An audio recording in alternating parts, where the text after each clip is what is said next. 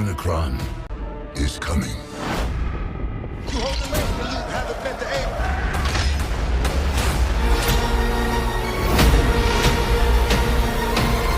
Hello दोस्तों, welcome back to the my channel. और जैसा कि मैंने पिछली वीडियो में आपको बताया था कि मेरी अगली video transformer rise of the beast पे होगी, तो मैं आज उसी की एक्सप्लेनेशन लेकर आया हूँ। Transformer rise of the beast इस फ्रेंचाइजी की 7वीं मूवी है, जो कि कुछ ही महीनों पहले 2023 में रिलीज हुई है। तो दोस्तों, अगर बात करें मूवी की कहानी के बारे में, तो इसकी कहानी को पूरी तरह से राइज ऑफ द बीस्ट में बदल दिया गया है, क्योंकि जैसा कि मैंने ट्रांसफार्मर 5 वाली एक्सप्लेनेशन में बताया था कि इसके 5वें पार्ट की बॉक्स ऑफिस पर अच्छा कलेक्शन ना करने की वजह से उसके फ्रेंचाइजी को वहीं पे रोक दिया गया, और बम्बल बी की सोलो मूवी रिलीज होने के बाद ही राइज ऑफ द बीस्ट में उसकी पूरी कहानी को बदल दिया गया। अब दोस्तों, अगर आपको हमारे चैनल की वीडियो अच्छी लगती है तो आप हमारे वीडियो को लाइक और शेयर जरूर करें, और चैनल को सब्सक्राइब करके बेल आइकन जरूर दबाएं, ताकि आगे आने वाली वीडियोस की नोटिफिकेशन आपको तुरंत मिल जाए। तो चलिए दोस्तों, ज्यादा समय ना गुजारते हुए शुरू करते हैं आज की एक्सप्लेनेशन को। तो दोस्तों, मूवी की कहानी शुरू होती है मूवी की बैकग्राउंड स्टोरी के साथ, जहाँ पे हमें इस यूनिवर्स के सबसे पहले 2 ट्रांसफार्मर को दिखाया जाता है, जिनमें से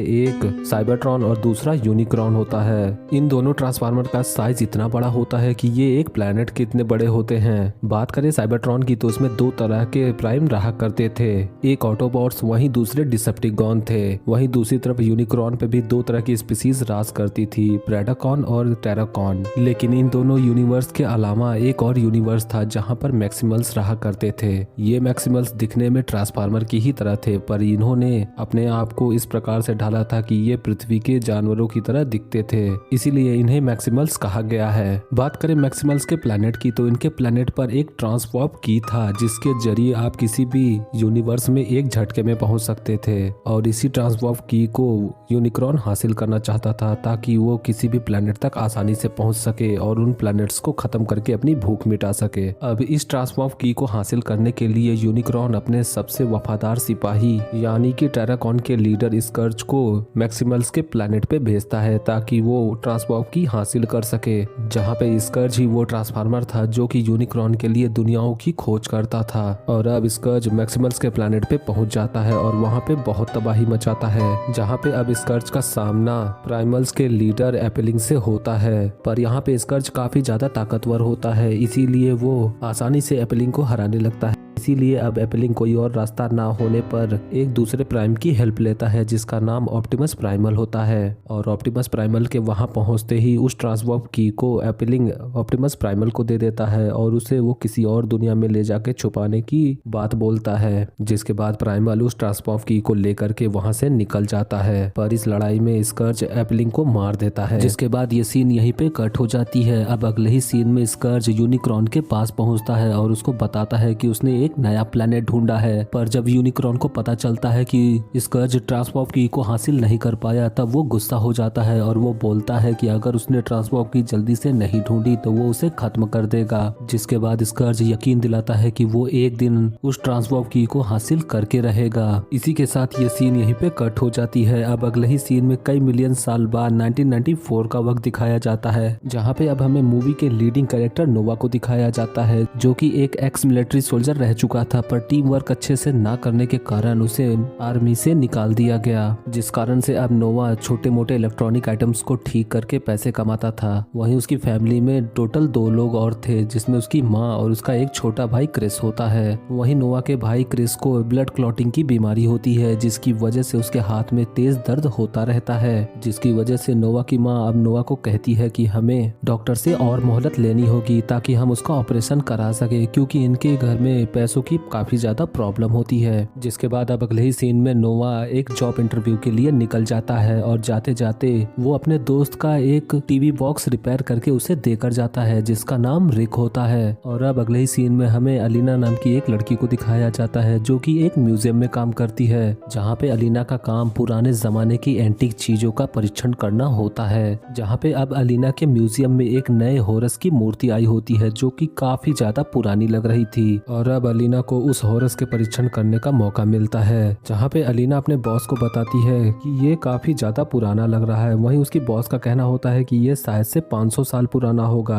पर इस बात से अलीना साफ इनकार कर देती है, क्योंकि उसका कहना होता है कि आज से 500 साल पहले इजिप्ट की भाषा बोली तो जाती थी, पर इस हॉरस पे जो भी भाषा लिखी है वो उससे भी कहीं ज्यादा पुरानी है। जिसके बाद अब अगले ही सीन में हमें नोवा को दिखाया जाता है, जो कि जॉब इंटरव्यू के लिए कंपनी में पहुंच चुका था, पर जब नोवा की बारी आती है तब उसे उस जॉब के लिए अनफिट बता दिया जाता है और उसे ये जॉब नहीं मिलती है। और अब नोवा तुरंत ही कंपनी के मालिक विलियम के पास पहुंचता है और उससे पूछता है कि आपने पहले ही मुझे कहा था कि मुझे ये जॉब मिल जाएगी, पर अब क्या हो गया। जहाँ पे अब विलियम बताता है कि मैंने तुम्हारा डाटा चेक किया है, तुम ऑलरेडी एक आर्मी सोल्जर रह चुके हो, पर वहाँ पर तुम्हें टीम वर्क ना करने की वजह से तुम्हें जॉब से निकाल दिया गया, इसीलिए मैंने भी तुम्हें अनक्वालिफाइड कर दिया, क्योंकि हमें कंपनी में ऐसे एम्प्लॉय नहीं चाहिए जिन्हें टीम वर्क ना आता हो। और अब विलियम निराश होकर के वापस अपने घर आ जाता है। और अब घर वापस आने के बाद वो तुरंत ही रिक से मिलता है, जो कि उसका दोस्त था। जहाँ पे अब नोवा रिक से पैसे कमाने का तरीका पूछता है ताकि वो अपने भाई का इलाज कर सके। वहीं रिक का कहना होता है कि तुम मेरे साथ चलो।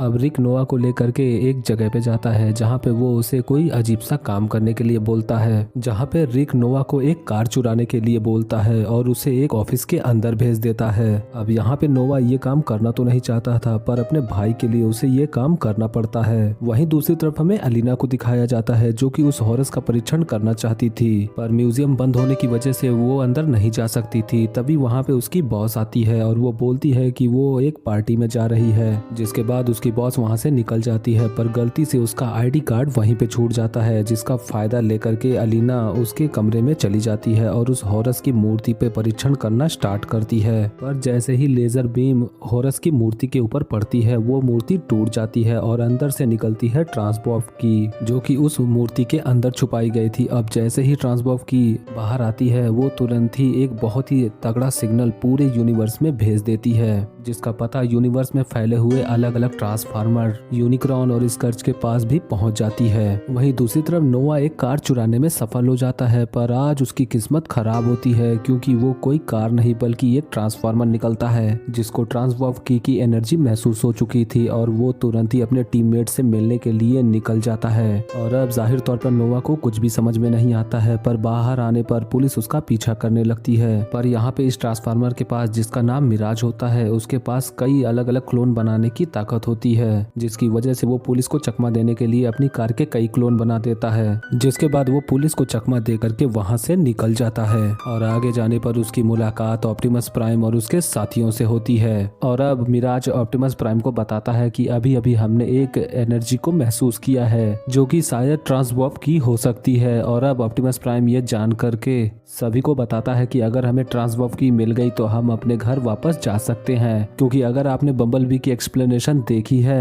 तो आपको पता होगा कि साइबरट्रॉन के खत्म होने के बाद ऑप्टिमस प्राइम और उसके सभी साथी यहाँ पृथ्वी पर आकर के रुक गए और तब से ये यहीं पे फंसे हुए हैं। और अब ऑप्टिमस प्राइम आदेश देता है कि हमें उस ट्रांसबॉफ की को जल्दी से जल्दी हासिल करना होगा, पर इनका साइज बहुत ही ज्यादा बड़ा होता है, जिसकी वजह से वो इस म्यूजियम में नहीं जा सकते। इसीलिए अब मिराज नोवा को कहता है कि तुम मेरी हेल्प करो, जिसके बदले में मैं एक बहुत ही अच्छी लैम्बोर्गिनी बन जाऊंगा और तुम उसे किसी इंसान को बेच देना और तुम्हें पैसे मिल जाएंगे, ताकि तुम अपने भाई के ऑपरेशन का खर्च दे सको। और अब नोवा अपने भाई के लिए करने के लिए तैयार हो जाता है। और अब नोवा तुरंत ही म्यूजियम पहुंचता है और अंदर जाने की कोशिश करने लगता है। तभी अलीना को ऐसा लगता है कि शायद से कोई सिक्योरिटी गार्ड यहाँ पे आ रहा है, क्योंकि अलीना यहाँ पे चोरी से घुसी थी और उसने उस हॉरस की मूर्ति को भी तोड़ दिया था, इसीलिए वो वहाँ से भागने की कोशिश करती है। पर तभी नोवा अलीना के सामने आ जाता है और अलीना इसे देख करके बोलती है कि तुम कौन हो। यहाँ पे नोवा का कहना होता है कि तुम्हारे पास जो ट्रांसबॉफ की है वो मुझे दे दो, क्योंकि मुझे उसकी जरूरत है। अब जाहिर तौर पे अलीना को कुछ भी समझ में नहीं आता है और वो नोवा से सवाल करती है कि तुम्हें आखिर ये क्यों चाहिए, जिसपे अब नोवा बताता है कि स्पेस से कुछ एलियंस आए हैं जो कि रोबोट जैसे दिखते हैं और उन्हें इस ट्रांसबॉफ की जरूरत है ताकि वो अपने घर वापस जा सके। अब नोवा की ये बात सुनकर के अलीना को कुछ भी समझ में नहीं आता है। अब इससे पहले कि वो कोई सवाल कर पाती, तभी वहाँ पे टेराकॉन्स का लीडर स्कर्ज अपने साथियों के साथ हमला कर देता है और अब ऑटोबॉट्स और टेराकॉन में एक भयानक लड़ाई होती है। पर यहाँ पे स्कर्ज और उसके साथी बहुत ही ज्यादा ताकतवर होते हैं, क्योंकि यूनिक्रॉन के लीडरशिप में उन लोगों को बहुत ही ज्यादा ताकत मिल चुकी थी। और अब इस लड़ाई में टेराकॉन्स ऑटोबॉट्स के ऊपर भारी पड़ रहे रहे थे। तभी यहाँ पे ऑटोबॉट्स की मदद करने के लिए एरिस पहुंच जाती है, जो कि एक फैल्कन थी और वो एक मैक्सिमल स्पीसीज का हिस्सा थी। अब इस हमले में एरिस सबको तो बचाने में कामयाब हो जाती है, पर बम्बल भी इस हमले में मारा जाता है। और अब अगले ही सीन में स्कर्ज सीधे यूनिक्रॉन के पास पहुंचता है और उसे ट्रांसवॉर्म की दे देता है, पर इसके बावजूद यूनिक्रॉन उसके ऊपर भड़क जाता है और वो उससे बताता है कि तुम आधी ही की लेकर के आए हो और इसका दूसरा हिस्सा मैक्सिमल ने कहीं और ही दफना रखा है। जिसके बाद यूनिक्रॉन स्कर्ज को आदेश देता है इसका दूसरा हिस्सा ढूंढ के लाने के लिए। जिसके बाद ये सीन यहीं पे कट हो जाती है। अब अगले ही सीन में हमें वापस नोवा को दिखाया जाता है, जो कि ऑप्टिमस प्राइम और अलीना के साथ में था, जहाँ पे अब ऑप्टिमस प्राइम काफी ज्यादा दुखी हो चुका था क्योंकि उसका सबसे बेस्ट साथी यानी कि बम्बल भी अब इस दुनिया में नहीं है। पर आयरिस यहाँ पे सभी को शांत करती है और वो ऑप्टिमस प्राइम से बोलती है कि आप लोगों को मेरे साथ चलना होगा, क्योंकि टेराकॉन्स का लीडर स्कर्च जो ट्रांसवॉर्म की ले गया है उसका आधा हिस्सा अमेजोन के जंगल में दफन है, इसीलिए अब स्कर्च उसके पीछे वहां जाएगा। वहीं दूसरी तरफ बम्बलबी का कहना होता है कि मुझे किसी भी हालत में बम्बलबी को जिंदा करना है। जिसके बाद इनकी पूरी टीम अमेजोन के जंगलों के लिए निकल जाती है और इस सफर पर अलीना और नोवा भी जाते हैं क्योंकि वो एक टेक्निकल एक्सपर्ट है। वहीं अलीना एंसेंट एंटिक चीजों की परीक्षण करना अच्छे से जानती है और अब नोवा अमेजोन जंगल में जाने से पहले अपने छोटे भाई से मिलता है और उसे सब कुछ सच बता देता है कि दुनिया खत्म होने वाली है और किसी भी तरह करके मुझे इस दुनिया को बचाना होगा, इसीलिए मैं कुछ दिनों के लिए बाहर जा रहा हूँ। और अब इनकी पूरी टीम शहर से बाहर एक सुनसान जगह पे इकट्ठा होती है और वहाँ पर हमें एक नए ट्रांसफार्मर को मिलाया जाता है, जो कि अपने आप को एक एरोप्लेन में बदल सकता है, जिसकी मदद से वो तुरंत ही अमेजोन जंगल पहुंच जाते हैं। अब अमेजोन जंगल के किनारे एक शहर बसा हुआ था जिसमें एक चर्च था, जिसपे आयरिस का कहना होता है कि वो ट्रांसवॉर्म की का हिस्सा यहीं पे दफन है। अब इन लोगों को अच्छे से पता था कि अगर ट्रांसफार्मर बन करके वो इस ट्रांसवॉर्म की को लेने जाएंगे तो यहाँ के लोग काफी ज्यादा हंगामा करेंगे, इसीलिए मिराज नोवा को एक हैंड गैजेट दे देता है और बोलता है कि तुम इसके जरिए ट्रांसवॉर्म की को आसानी से ढूंढ सकते हो। जिसके बाद नोवा और अलीना उस ट्रांसवॉर्म की को ढूंढने के लिए निकल जाते हैं। वहीं दूसरी तरफ हमें टेराकॉन्स को दिखाया जाता है जिनका लीडर स्कर्च अपने साथियों के साथ वहां पहुंच चुका था। अब यहाँ पे स्कर्च का कहना होता है कि हमें इनके बीच में नहीं पड़ना है, बल्कि इन्हें वो ट्रांसवॉर्म की चुराने दो और जैसे ही ट्रांसवॉर्म की लेकर के ये लोग शहर से बाहर जाएंगे हम इनके ऊपर हमला करके वो ट्रांसवॉर्म की ले लेंगे। और अब नोवा और एलिना उस ट्रांसवॉर्म की को ढूंढते हुए चर्च में एक जगह पे पहुंचते हैं जहां पर उनके माइक्रोन एनर्जी के सिग्नल आ रहे थे, पर ये सिग्नल वहीं जमीन पर जाकर के एक अजीब से सिंबल वाली जगह पे खत्म हो जाते हैं। पर यहाँ पे नोवा को समझ में नहीं आता है कि ये सिग्नल जमीन से क्यों आ रहे हैं, पर तभी एलिना का कहना होता है कि यहाँ पे बनी ये सिंबल कुछ तो बताने की कोशिश कर रहे हैं, इसीलिए वो वहाँ पे बने एक सिंबल को घुमाती है, जिससे वहाँ पर एक बहुत ही बड़ा दरवाजा खुल जाता है और अंदर एक गुफा होती है। जिसके बाद नोवा और एलिना उस गुफा के अंदर जाने लगते हैं। वहाँ पर उन्हें एक अजीब सा सिंबल नजर आता है और वहाँ पर पड़े एक बॉक्स को खोलने पर उन्हें अंदर वो की नहीं मिलती है, यानी कि वो की यहाँ से कोई और ही लेकर के चला गया। पर तभी वहाँ पे टेराकॉन्स आ जाते हैं, वो उन लोगों के ऊपर हमला कर देते हैं। और अब इस लड़ाई के दौरान ऑप्टिमस प्राइम बहुत ही ज्यादा गुस्से में होता है और वो स्कर्च के ऊपर हमला कर देता है। पर यहाँ पर स्कर्च अपनी काली ताकतों की वजह से इस बार भी ऑप्टिमस प्राइम के ऊपर काफी ज्यादा भारी पड़ता है, इसीलिए अब आयरिस स्कर्च और ऑप्टिमस प्राइम को लड़ते हुए जंगल की तरफ ले जाती है ताकि वो उन लोगों की मदद कर सके। और अब वहाँ पर उनकी मुलाकात ऑप्टिमस प्राइमल से होती है और अब ऑप्टिमस प्राइमल स्कर्च को आसानी से हरा देता है, इसीलिए वो वहाँ से चला जाता है। और अब पहली बार ऑप्टिमस प्राइम और ऑप्टिमस प्राइमल एक दूसरे से मिलते हैं, जहाँ पे अब ऑप्टिमस प्राइमल रिवील करता है कि वो एक खास की है और उसे पता था कि एक दिन उसे हासिल करने के लिए वो लोग वापस आएंगे, इसीलिए ऑप्टिमस प्राइमल ने वो की एक खास जगह पे छिपा कर रखी है। जिसके बाद वो सभी लोग एक पुराने से कबीले में आते हैं। ऑप्टिमस प्राइमल ने वो की इन्हीं कबीले वालों को दे दिया था और ये पीढ़ी दर पीढ़ी उस ट्रांसवॉर्म की रक्षा करते हुए आए हैं। और अब ट्रांसवॉर्म की का दूसरा हिस्सा भी ऑप्टिमस प्राइम के पास आ चुका था। पर तभी यहाँ पर आयरिस के साथ कुछ अजीब घटता है और वो अचानक सभी के ऊपर हमला करने लगती है। दरअसल पिछली लड़ाई के दौरान स्कर्ज ने एक अजीब सा गैजेट आयरिस के ऊपर फिट कर दिया था, जिसकी वजह से उसका माइंड मैनिपुलेट हो जाता है और वो अचानक से ही सभी के खिलाफ हो जाती है और वो उस ट्रांसवर्फ की को हासिल करके सीधा स्कर्च के पास ला करके उसे दे देती है। और अब स्कर्च तुरंत ही यूनिक्रॉन के पास पहुंचता है और वो ट्रांसवर्फ की उसे दे देता है। अब यहाँ पर एक साथ 3 सीन्स पैरेलली चलते हैं। पहला सीन जिसमें यूनिक्रॉन की भूख बढ़ चुकी है और अब वो एक नए प्लेनेट को खत्म करने के लिए तैयार था। वहीं दूसरी तरफ स्कर्च को ट्रांसवर्फ की मिल चुकी थी, इसीलिए वो दूसरी दुनिया का पोर्टल खोलने के लिए तैयार था ताकि यूनिक्रॉन को पृथ्वी का पता आसानी से चल सके और वो यहाँ पहुँच सके।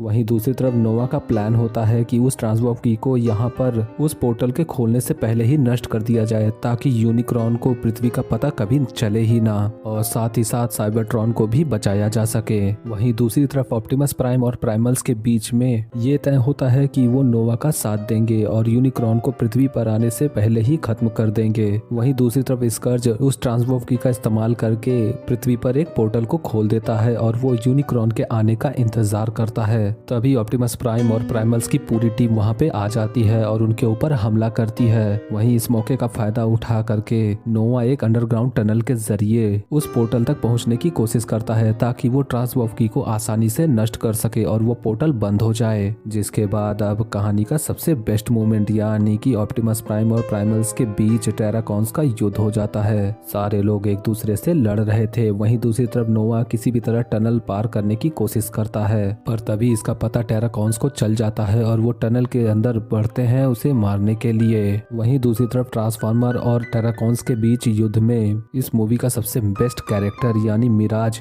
बहुत ही ज्यादा जख्मी हो जाता है और अब वो मरने ही वाला था। पर यहाँ पे मिराज मरने से पहले एक बहुत बड़ा सेक्रीफाइस करता है और वो अपने बॉडी को एक एक्सोसूट में बदल करके नोवा के पूरी बॉडी पे फिट हो जाता है। और यहाँ पर होता ये है कि मिराज उस एक्सोसूट में बदल करके नोवा के साथ ही उसके बॉडी के साथ कनेक्ट हो जाता है, जिसकी वजह से अब नोवा काफी ज्यादा ताकतवर हो जाता है और अब उसका इस्तेमाल करके वो तुरंत ही टेराकॉन के लीडर स्कर्च के ऊपर हमला कर देता है। वहीं दूसरी तरफ हमें दिखाया जाता है कि अमेज़न जंगल के जिस जगह पर ये सभी लोग हैं वहाँ पर एक अजीब से पत्थर है जिसमें काफी मात्रा में एनर्जॉन एनर्जी निकलती है और इन्हीं एनर्जॉन एनर्जी की वजह से ट्रांसफार्मर और प्राइमल्स को भी ताकत मिलती थी। अब बम्बल भी ऐसे ही एक पत्थर पे लेटा हुआ था और अब जैसे ही वो एनर्जी वहाँ से रिलीज होती है बम्बल बी के अंदर वापस से जान आ जाती है और अब बम्बल बी एक बेस्ट सोल्जर की तरह उस फाइट में ऑप्टिमस प्राइम का साथ देता है। वहीं अब दूसरी तरफ पत्थरों के अंदर से एनर्जॉन एनर्जी निकलने की वजह से जो प्राइमल्स एनिमल फॉर्म में थे वो अब पूरी तरह से एक रोबोट में बदल जाते हैं और वो पूरी ताकत के साथ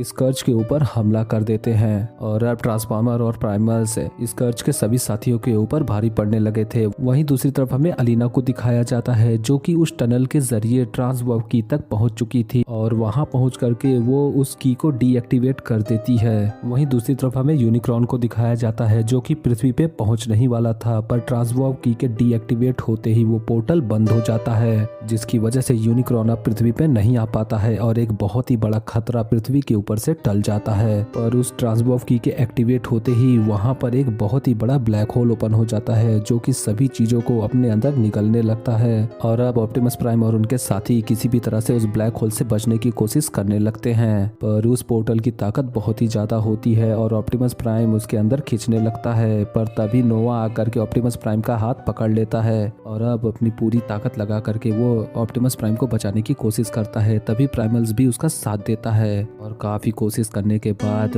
वो सभी लोग उस पोर्टल में जाने से बच जाते हैं और वो पोर्टल पूरी तरह से बंद हो जाता है और अब यहाँ पे सभी की जान बच चुकी थी। वहीं दूसरी तरफ ऑप्टिमस प्राइम बम्बल बी से दोबारा मिल करके बहुत ही ज्यादा खुश होता है। वहीं दूसरी तरफ हमें नोवा को दिखाया जाता है जो कि मिराज के एक्सोसूट को कुछ एक्स्ट्रा पार्ट लगा करके मिराज को वापस से जिंदा कर देता है। जिसके बाद नोवा एक जॉब इंटरव्यू के लिए एक ऑफिस में आया होता है और अब उस कंपनी में नोवा को एक जॉब मिल जाती है। वहीं मूवी के आखिर में मेरा सबसे बेस्ट मोमेंट जिसका मैं काफी समय से इंतजार कर रहा था यानी कि ट्रांसफॉर्मर और जीआई जो का क्रॉसओवर जो कि इस मूवी के एंड में फाइनल हो गया।